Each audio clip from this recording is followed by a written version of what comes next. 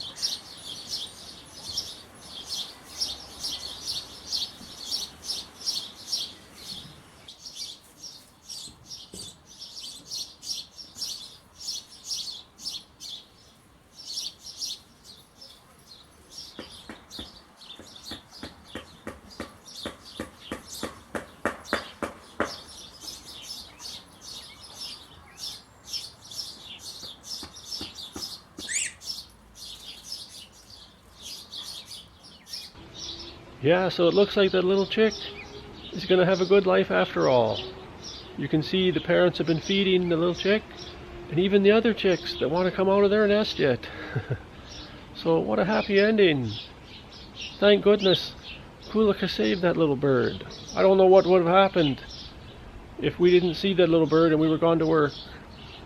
Probably would have died there, all waterlogged and cold. So, Kulika, you did a great job. So if you're new here, please subscribe to our channel. We have a lot of videos up there, and pets of our own. 2 pet crows, Sammy the boss, our cat, and Cassie, our German Shepherd.